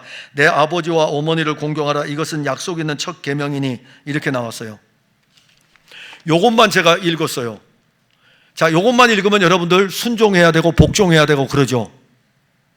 아니 이런 내용이 많아요. 서신서에 보게 되면은 어떻게 충성해야 되고 어떻게 열심을 내야 되고 어떻게 하나님의 뜻을 따라 살아야 되고 하나님의 뜻을 따라 열심을 내라는 것들이 나와요. 서신서에 다 나옵니다. 그런데 모든 서신서를 여러분들 읽어보셔요. 앞에 이 에베소서 서신서 맨 앞에 뭐가 나오죠? 지금 읽었잖아요. 삼위일체 하나님이 우리 가운데 이루신 이 구원의 일들, 그것이 기초예요. 그것이 우리로 하여금 부모를 사랑하게 하는 힘이고, 그것이 우리로 하여금 이웃을 사랑하게 하는 힘입니다. 그런데 이 앞에 있는 거 빼버리고 뒤에 있는 것만 가지고 하다 보니까는 내가 열심을 내는 거예요. 내가 사랑하는 거예요. 앞에 있는 거를 보셔야 된다니까요. 에베소서도 그렇고 빌립보서도 그렇고 골로새서도 그렇고 갈라디아서도 그렇고 로마서도 그렇고 모든 성경은 복음이신 그리스도가 먼저 앞에 제시되고 복음으로 말미암아 그리스도를 영접한 사람들이 어떻게 살아야 될 것을 말씀하고 있지, 그리스도 없이 어떻게 사는 것에 대해서는 이야기 안 하고 있다니까요. 사람들이 자꾸 중간의 것만 가지고 이야기해요. 그 중간의 것만 가지하지 말고 앞에를 먼저 보셔요. 그러니까 우리가 선을 하지 말라는 것이 아닙니다. 우리가 이웃을 사랑하지 말라는 게 아니에요. 우리가 열심을 내지 말라는 것이 아닙니다. 그리스도가 없는 내 열심이 아니라 앞에 있는 그리스도의 은혜를 입은 자들이 해야 할 열심인 거죠. 그럼 그 열심은 어디서 나옵니까? 전에는 내가 열심을 내었던 것이 성령이 우리에게 그리스도를 끊임없이 공급해 주어가지고 예수 안에 있는 생명의 은혜가 우리로 하여금 찬송도 부르게 하고 그러한 것입니다. 사실 여러분들 한번 봅시다. 찬송은 뭐죠? 찬송은 하나님께 드리는 거죠. 그러면 여러분들이 찬송을 하나님께 드릴 때에 찬송을 하나님께 어떻게 드립니까? 어떻게? 이제 가르치는 사람은 이렇게 이야기해요. 찬송을 악보대로 잘하세요. 찬송을 어떤 또 더 가면 크게 좀 부르세요. 그렇게 해요. 그럼 여러분들이 끊임없이 그것을 계속 할 수 있을까요? 육신이 지치고 힘든데요. 우리 목회자들 세계에 가면은 찬송을 부르잖아요. 예배 이제 교역자 회의 가면 아까 불렀던 찬송, 예를 들어 가지고 찬송을 예수가 함께 계시니 하고서 피아노 음에 맞춰 부르면은 목회자들이 피아노 음에 맞춰서 부르는 사람 없어요. 예수가 함께 계시니 이렇게 불러요.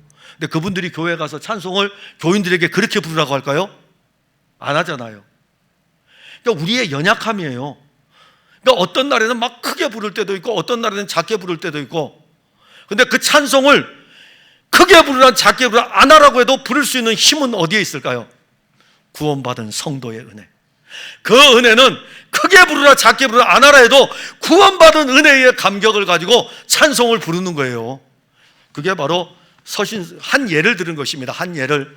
서신서에 있는 글들은 앞에 전부 다 예수 그리스도로 말미암은 구속의 은혜를 먼저 이야기하고 있고 구원받은 성도들에 대해서 알려주고 있어요. 우리에게 우리가 그래서 에베소 교회 성도들도 우리가, 고린도 교회 성도들도 우리가, 빌립보 교회 성도들도 우리가 예수 그리스도로 말미암아 구원의 은혜를 입었으니, 그래서 우리가 교회 생활할 때 나는 바울파, 나는 아볼로파, 나는 게바파 이렇게 하면 안 된다 이겁니다. 고린도 교회에 그냥 여러분 우리가 이렇게 보면서 그 뒷부분만 보면서 야 교회에서 파당 지면 안 돼 이렇게 하는 것이 아니고 우리는 그리스도 예수께 속하여 있다라고 하는 이 은혜가 파당을 짓지 않도록 하는 것이에요. 그러니까 성경을 그렇게 여러분들 보실 때에 중간에서 보지 마시고, 자 성경을 처음 기록할 때 바울이 기록할 때 장절을 기록했을까요? 안 했을까요? 장절 기록 안 했습니다. 그냥 하나 통으로 쭉 돼 있어요. 그래서 그 사본들을 보게 되면은 이 사본들을 보면은 장절이 없어요. 장절 찾으려면요 되게 없어요. 아예 장절이 없다는 것은 끊지 말라는 건데 우리에게 읽기 좋게 하려고 1장, 2장, 3장, 4장으로 놓은 거지, 장절이 없다는 것은 무엇이죠? 앞에서부터 하나가 통으로 연결되어 있다는 것입니다. 성경 그렇게 봐야 돼요. 그 앞에는 구원에 관한 일들이에요. 항상 교회에 편지를 쓸 때는 구원에 관한 일이 먼저 나옵니다. 그러면 이제 뒤에 부분은 예수 믿는 사람들이 어떻게 살아야 되는지를 이야기하는 선행에 대한 부분이 나와요.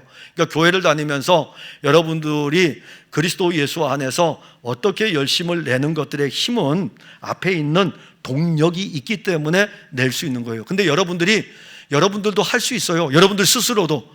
왜냐하면 내 의지로 왜 못합니까? 내 의지로.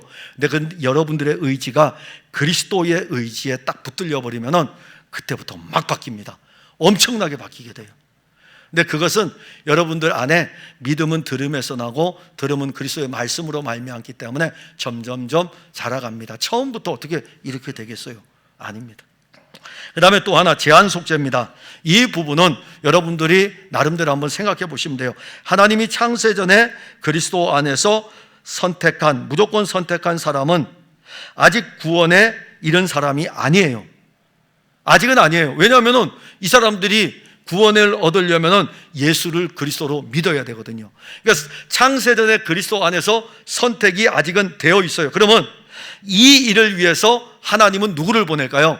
그의 아들을 이 세상에 보내서 창세전에 그리스도 안에서 택한 자기 백성들을 구원하는 이 일을 하나님의 아들이 실행을 하는 것입니다. 그러니까 하나님의 아들 그리스도는 창세전에 택한 자들을 구원하기 위해서 어떻게 할까요? 이 세상에 오는 거예요. 이 세상에 왔고 자기 백성들을 구원하기 위하여 자기 백성들이 받아야 할 형벌을 이 아들이 다 받는 것입니다. 그게 바로 예수예요. 하나님의 아들 예수가 무조건 선택됐다고 해서 아직 구원받은 건 아닙니다. 그 다음의 단계는 하나님이 창세전에 선택한 자기 백성들을 구원하기 위해서 하나님의 독생하신 아들을 보내게 되고 그 아들이 이 땅에 와서 자기 백성들의 죄를 형벌을 대신 받는 것입니다. 그래서 그리스도의 대속의 은혜는 창세전에 택함을 받은 사람들의 죄와 형벌을 그리스도 그분이 받으시기 때문에 우리의 죄가 그리스도 예수에게 옮겨지고 그리고 그리스도의 의는 우리들에게 옮겨지는 상호 교환의 놀라운 일들이 일어나게 됩니다. 어떤 사람들은 그리스도께서 죽으신 것은 보편적 속죄라는 것을 주장하기도 합니다. 자, 이 보편적 속죄는 그리스도는 모든 사람을 위하여 죽으셨다는 것입니다. 이 세상의 모든 사람들은 그리스도의 피로 구원을 받는 거죠. 구원은 오직 예수의 피입니다. 예수의 피가 아니면 구원받을 수 없습니다. 그런데 우리가 알고 있듯이 모든 사람이 그리스도로 말미암아 구원을 받는다면, 그리스도가 모든 사람을 위해서 죽으셨다면, 모든 사람을 위해서 죽으셨다면 지옥이 필요할까요? 안 필요할까요? 지옥이 안 필요하죠. 왜냐하면 예수님이 모든 사람을 위해서 죽었는데 지옥이 왜 필요하겠습니까? 안 필요하죠. 그리스도의 피는요, 모든 사람을 구원할 수 있는 효력은, 원래 그리스도 그분의 능력은 제한되지를 않아요. 그분이 왜 제한되겠습니까? 그분이 왜 모든 사람을 위해서 죽을 수 없겠어요? 모든 사람을 위해서 다 죽을 수 있고 그분은 능력에 제한이 없으십니다. 구원할 충분한 능력이 있는 분이셔요. 그러나 그 피의 구원의 효력은 모든 사람이 아니고 제한된 자기 백성들을 위해서 흘린 피입니다. 그 예수의 피는 저 밖에 있는 불신자들을 위해서 흘린 피가 아니고 창세전에 선택한 자기 백성들을 위해서 흘린 피인 것입니다. 우리를 위해서 흘린 피예요. 여러분들을 위해서 흘린 피입니다. 믿지 않고 죽은 자를 위해서 흘린 피가 아니에요. 만일 믿지 않고 죽은 자를 위해서 흘린 피라면 그 피가 믿지 않는 사람도 구원해야 되는데요, 아니라 이겁니다. 그 피는 그래서 제한이 되어져 있는 속죄인 것입니다. 자기 백성들을 위해서 흘리는 피해죠. 성경의 내용을 보면 마태복음 1장 21절에 아들을 낳으리니 이름을 예수라 하라. 이는 그가 자기 백성을 그들의 죄에서 구원할 자이심이라. 자기 백성을 위해서. 그게 바로 여러분들이라니까요. 얼마나 고맙습니까? 여러분들 천국과, 한 젊은 관원이, 이 부자가 예수님께 와서 그러잖아요. 예수님, 내가 어떻게 하면 영생을 얻을 수 있으리까? 얼마를 주면 영원한 생명을 얻을 수 있을까요? 얼마를 주면? 여러분 혹시 병원에 다녀보신 적 있습니까? 병원에 가게 되면은 혹시 큰 병을 앓았던 분들이 있다면은 병원에 가보셔요. 병원 진료비가 얼마나 나옵니까? 그냥 고침을 받는데 병원 진료비가 얼마나 나옵니까? 많이 나오죠. 근데 만일 이걸 돈으로 주고서 우리가 생명을 살 수 있다면 얼마를 주어야 될까요? 돈으로 계산할 수 없는 거예요. 근데 여러분들은 어떻게 받으셨죠? 그냥 받았잖아요.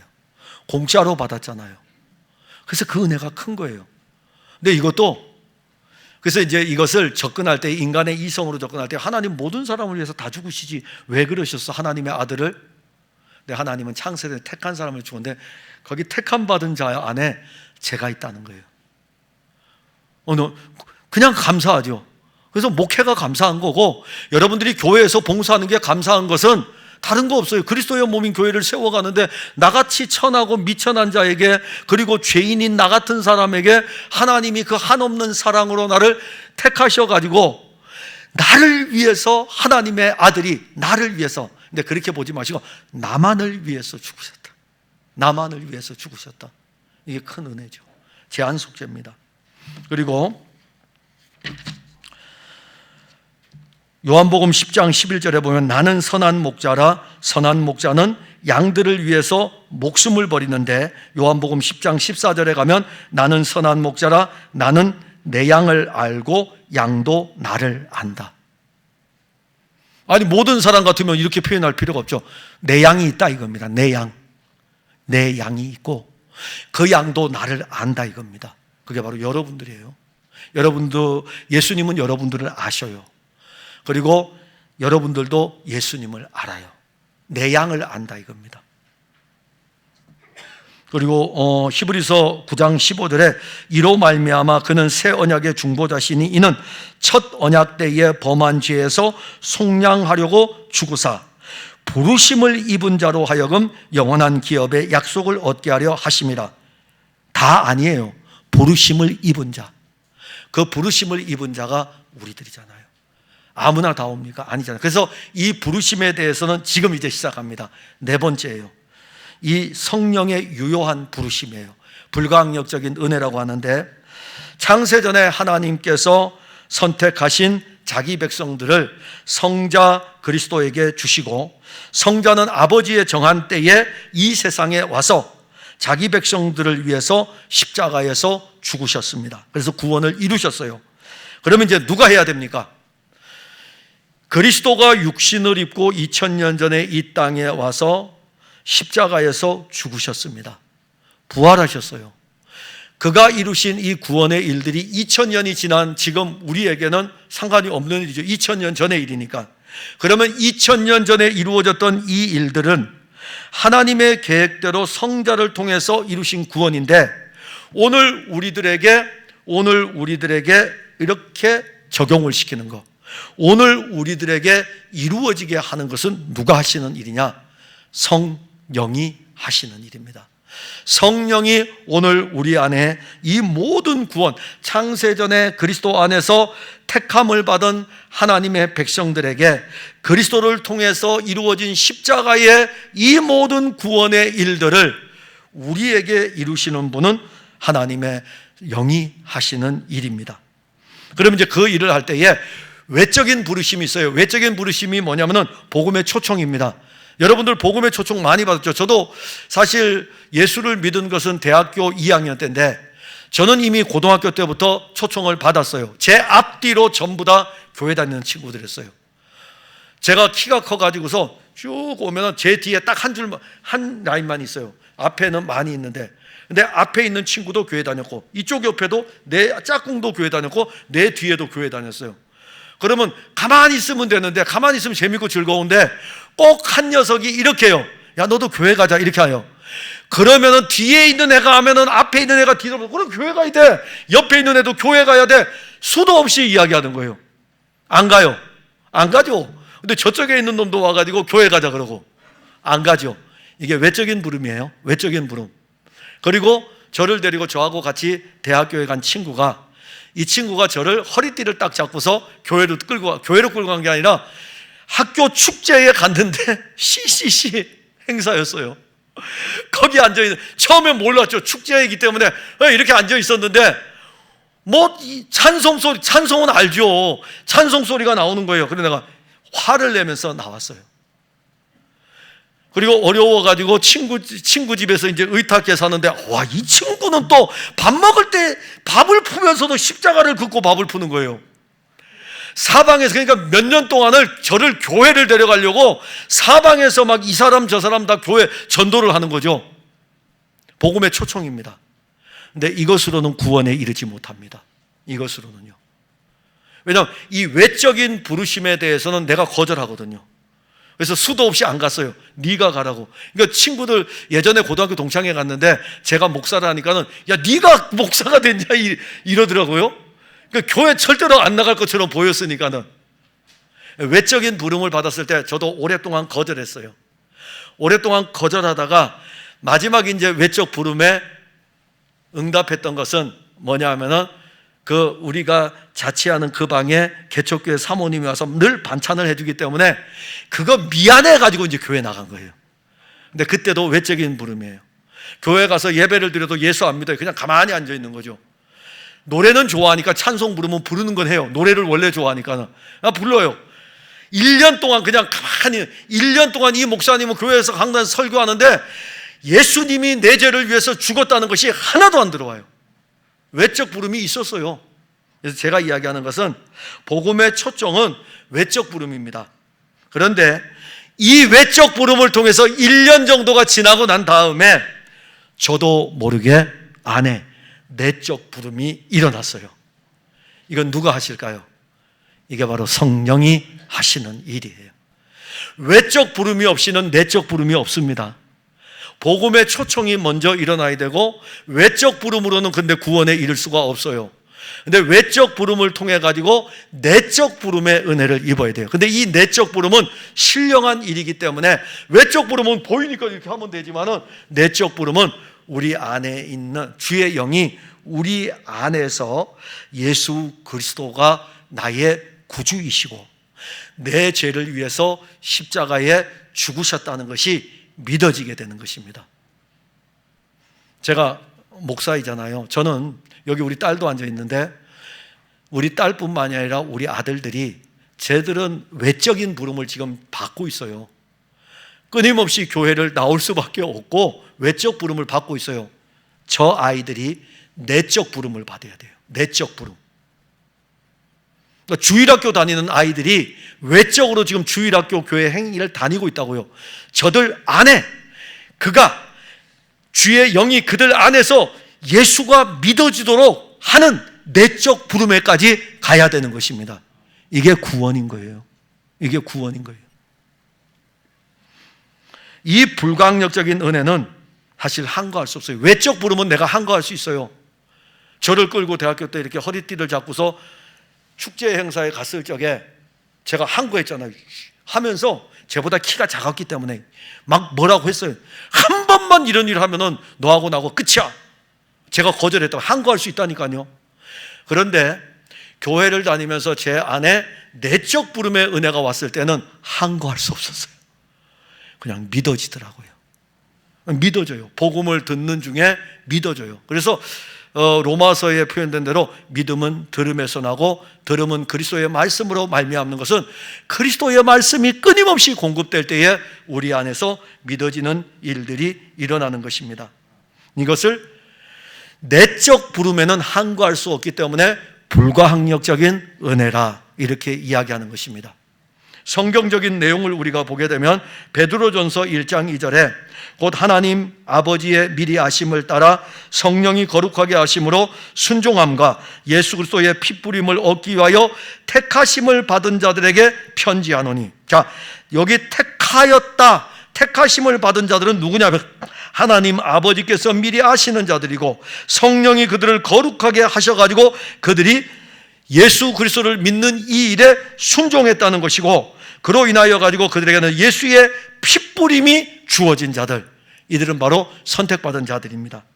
즉 흩어진 나그네들에게 편지를 쓸 때 니들이 예수를 믿기 때문에 박해를 받은 것으로 인해서 구원받았다는 것이 아니에요. 삼위일체 하나님의 일들로 인한 내적 부름이죠. 그리고 요한복음 1장 12절과 14절에 영접하는 자 곧 그 이름을 믿는 자들에게는 하나님의 자녀가 되는 권세를 주셨으니 이는 혈통으로나 육정으로나 사람의 뜻으로 나지 아니하고 오직 하나님께로부터 난 자들이니라. 내 혈통으로 되지 않아요. 내 육정으로 되지 않아요. 육정으로 교회를 끌고 올 수도 있고 막 데리고 올 수도 있고, 혈통으로 내 자녀들이 교회 다니기 때문에, 내가 교회 다니기 때문에 내 자녀도 교회 다녀서 내가 구원받았기 때문에 내 자녀도 구원받는다고는 당위성을 버리셔야 돼요. 부모는 항상 자녀의 구원을 위해서 눈물로 기도해야 돼요. 이 아이가 내적 부르심의 은혜를 입을 수 있도록 주의 영이 역사하여 가지고 창세전에 택한 당신의 자녀인 것을 보여달라고 기도하셔야 돼요. 혈통으로 안 됩니다. 혈통으로 안 돼요. 아유, 오죽하면 목회자들 자녀 중에 교회 안 다녀가지고 속 썩이는 자녀들도 얼마나 많은데요. 혈통으로 되는 게 아닙니다. 하나님께로부터 난 자. 그러면 하나님께로부터 난 자는 요한복음 1장에서 이렇게 언급하고 난 다음에 어디서 하나님께로 난 자를 설명할까요? 요한복음 3장에서 니고데모야, 네가 거듭나야 하겠다. 니고데모는 유대인의 대단히 유대 종교에 뛰어난 사람이에요. 그러니까는 이 거듭나야 되겠다는 이 말에 대해서 이해를 못하는 거죠. 그래서 거듭나야 되겠다는 이 이야기를 하면서 어디까지 끌고 갑니까? 하나님이 세상을 이처럼 사랑하사 독생자를 주셨으니 이는 저를 믿는 자마다 멸망치 않고 영생을 얻게 하려 하심이라. 거듭나면은 이것을 알게 되는 것이죠. 거듭나야 돼요. 그리고 베드로전서 1장 23절에 너희가 거듭난 것은 썩어질 씨로 된 것이 아니요 썩지 아니할 씨로 된 것이니 살아있고 항상 있는 하나님의 말씀으로 되었느니라. 즉 거듭남에 대해서 이야기할 때 요한복음 3장에서는 하나님의 성령으로 말미암아 거듭나야 된다 그랬고, 성령의 최고의 보고는 성경입니다. 그래서 하나님의 말씀으로 말미암아 거듭난다. 이것은 이 말씀이 성령으로 인해서 기록됐기 때문에 이 말씀이 여러분들 안에 일하시면 성령은 여러분들 안에서 거듭났다라는 이 은혜를 알게 되는 거예요. 성령의 유효한 부르심은 성경을 통해서 알 수가 있습니다. 그것이 불가항력적인 은혜예요. 그러니까 내가 거절할 수 있다? 거절할 수 없어요. 제가 외적 부름 앞에 얼마나 많이 거절했는데요. 근데 내적 부름 앞에는 거절하지 못하고 그냥 믿어지더라고요. 그래서 여기까지 온 거고, 여러분들도 그러하지 않습니까? 마지막으로 이거 이제 중요해요. 성도의 견인, 궁극적인 구원입니다. 거듭남을 통해서 영적으로 그리스도와 연합한 성도는 그리스도 안에서 영원히 구원을 받습니다. 그리스도는 영원 불변하시기 때문에 그가 이루신 구원도 불변하십니다. 만약에 그리스도가 회전하는 그림자가 있고 그리스도가 변하시는 분이라면 여러분들의 구원도 변할 수 있지만, 삼위일체 하나님의 이 구원, 삼위일체 하나님의 본성 가운데 하나가 뭐냐면은 회전하는 그림자도 없으신, 변함이 없으신 분이십니다. 참된 그리스도인이 시험에 빠져요. 연약하여 가지고 죄를 지을 수도 있습니다. 그런데 그 연약에 빠져서 죄를 지었다고 해서 여러분들을 구원해서 영원히 분리시키지는 못합니다. 그리고 여러분들의 연약으로 인하여 가지고 그리스도께서 우리와 분리되지도 않으십니다. 이 웨스트민스터 신앙고백서는 하나님께서 자기의 사랑하는 자 안에서 용납하시고 실제로 부르시고 또한 성령으로서 거룩하게 하신 자들을 은혜의 자리에서 전적으로 또는 최종적으로 타락할 수는 없다. 그들은 마지막 날까지 그 상태에 있을 것이며 또한 영원히 구원을 받을 것이다. 하나님께서 창세전에 그리스도 안에서 택하시고 그의 아들 그리스도를 통해서 구원의 은혜를 입은 자기 백성을 버릴 수 없는 것입니다. 그러니까 우리가 세상에 살면서 세상에서 사랑하는 자기의 자녀도 버릴 수 없는데, 하나님이 독생하신 아들, 그의 아들을 통해서 우리를 구원했는데 우리를 버릴 수 있겠습니까? 절대로 버릴 수가 없죠. 그래서 성도의 궁극적인 구원은 하나님의 아들 예수의 십자가의 공로에 있는 것입니다. 그 공로로 말미암아 우리의 구원이 효력이 있는 것이지, 그 공로로 말미암아 우리의 과거와 현재와 모든 미래의 죄까지, 그 모든 것은 십자가의 효과는 우리의 미래의 모든 것까지 다 영향을 끼치는 것입니다. 그래서 우리가 구원을 받은 거예요. 이제 그러면 이제 여기에서 이렇게 질문해죠. 그래서 이제 여기서 나오는 것이 자칫 잘못하면은 구원파가 될 수가 있어요. 그럼 내 마음대로 살아도 되겠네요. 과연 그럴까요? 성경이 그렇게 가르칠까요? 아니죠. 성경은 이렇게 가르쳐요. 그 안에 예수의 생명이 있기 때문에 내 마음대로 사는 것이 아니라 예수의 생명으로 살게 되는 것입니다.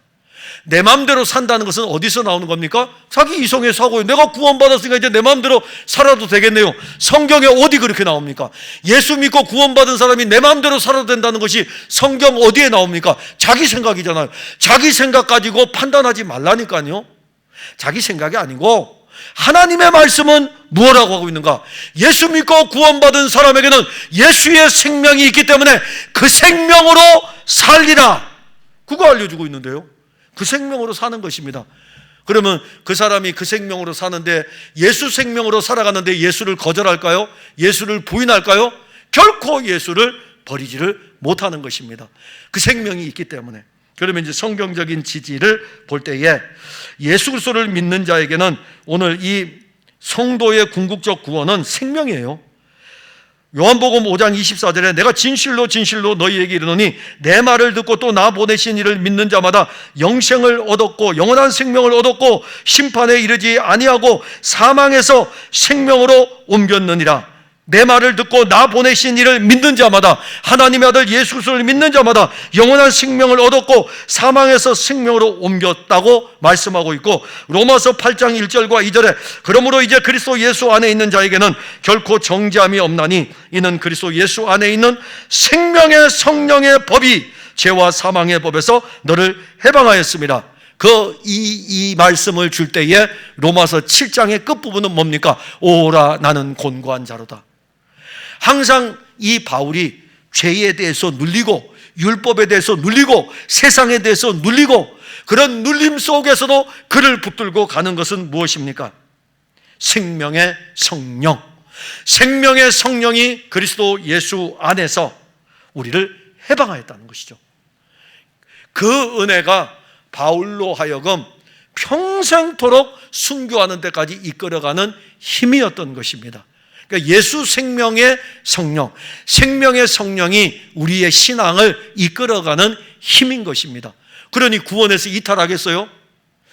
그냥 우리 때로 하나님의 성령이 우리에게 그리스도를 알려주지 아니했다면, 이 효과적인 구원의 부름이 없다면, 저도 그렇고 저도 목해요. 수도 없이 때려치고 싶고요. 저도 예수 안 믿고 내 맘대로 살고 싶을 때가 있고 왜 없겠어요? 근데 그게 안 되도록 그의 영이 우리 안에서 생명으로 살아가는 거예요. 옛것을 버리게 하는 것은 내가 버리고 싶어서 버린 게 아니에요. 우린 옛것을 사랑한다니까요. 여러분 정말 옛것 사랑해요. 여러분들 한번 교회 안 나오고 한 달 동안 성경 안 읽고 한 달 동안 기도 안 하고 한번 집에서 하나님과의 관계를 단절 여러분들이 한번 해보고서 살아보세요. 옛것 얼마나 좋아하는데요. 드라마도 재밌고 노래도 재밌고 다 재밌거든요. 교회 안 나가니까 이렇게 편하구나 라는 것을 알게, 그게 우리 본성이에요. 그런데 우리가 왜 주일날 되면 교회에 앉아 있는 거예요? 예배 드리고 있는 거예요. 찬송 부르고 있는 거예요. 왜 그럴까요? 우리 안에 있는 주의 영이 우리를 이끌어가고 있기 때문에 나와서 찬송 부르고 있고 예배 드리고 있는 것입니다. 그러니까 여러분들이 여러분들의 자녀들을 이렇게 이끌어올 때 힘들잖아요. 당연히 힘들죠. 왜 안 힘들겠습니까? 그 사람의 인력으로 되는 게 아니에요. 그 안에 주의 영이 일해야만이, 그러면 우리의 자녀들도 그냥 이렇게 나오는 것입니다. 그러니까 이제 우리가 주일학교 아이들, 저는 이제 교회 학교를 이렇게 보잖아요. 교회 학교를 보면은 이 아이들이 어렸을 때는 부모의 이야기를 따라서 교회를 나와요. 사춘기가 되기 시작하면 조금씩 이제 뭔가 반발하기 시작해요. 그 반발할 때 놔주기 시작하면, 자, 끌고 갈 때는 사춘기 때 입이 이렇게 나오면서 교회를 나와요. 반발할 때는 그래 한번 봐주지, 놔주기 시작해요. 그때부터 아이들은 복음에서 점점점 멀어지기 시작하고, 반발로 나오던 애들도 청년이 되고 막 그러면은 또 거절하기 시작해요. 그러니까 우리가 아무리 노력해도 이 아이들을 끄집을 수 없어요. 근데 해야 돼요. 왜 해야 될까요?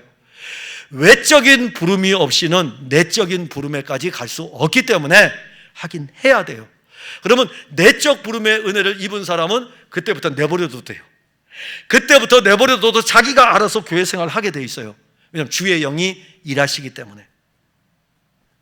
그리고 히브리서 9장 12절에 보게 되면은 우리의 구원이 영원하다는 것은 염소와 송아지의 피로 하지 아니하고 오직 자기의 피로 영원한 속죄를 이루셨다. 그러니까 우리를 향한 이 속죄는 오늘의 죄가 아니라 영원한 속죄를 이루기 위해서 예수님이 성소로 들어가셔서 제물이 되신 것입니다. 그리고 베드로전서 1장 3절과 5절 마지막입니다. 우리 주 예수 그리스도의 아버지 하나님을 찬송하리로다. 그의 많으신 긍휼대로 예수 그리스도를 죽은 자 가운데서 부활하게 하심으로 말미암아 우리를 거듭나게 하사 산 소망이 있게 하시며 썩지 않고 더럽지 않고 쇠하지 아니하는 유업을 있게 하시나니 곧 너희를 위하여 하늘에 간직하신 것이라. 너희는 말세에 나타내기로 예비하신 구원을 얻기 위하여 믿음으로 말미암아 하나님의 능력으로 보호하심을 받았느니라. 즉 우리의 이 구원을 끝까지 보호해 주시는 분이 누구시죠? 하나님의 능력입니다. 하나님의 능력이 우리를 보호해 주기 때문에 사탄은 지금도 우리를 복음에서 구원해서 넘어뜨리려고 온갖 것들을 다 가지고 오는데 우리를 보호해 주시는 분은 하나님의 능력이십니다. 그 능력이 우리를 보호하고 있기 때문에 성도의 구원, 여러분들 안에 내적 부르심이 확실하게 있는 사람의 구원은 삼위일체 하나님이 보장을 하시는 거예요. 여러분들의 행위에 있지 않습니다. 구원도 그분이 하셨고 구원에 대한 보장도 그분이 책임을 지십니다. 내가 하겠다 이겁니다. 그래서 이제 지금 이 5개 내용이에요. 아마 여러분들은 받으면서 다 알고 있는 내용인데 맞습니다. 다 알고 있는 내용이에요. 그걸 여러분들이 다시 한번 점검한 것이고, 그리고 우리 교회의 설교의 대부분의 내용들은 이 내용들입니다. 도르트 신조의 내용을 살펴보면서 이미 우리 안에 이루어진 구원의 일들을 다시 한번 점검을 했습니다. 만일 우리 중에 내가 받은 이 구원이 흔들림이 있었다면 구원에 관한 이 일을 자기에게 두지 마셔요. 자기에게 두면 수시로 흔들립니다. 자기에게 두면. 우리에게 구원을 이루신 하나님께 두셔요.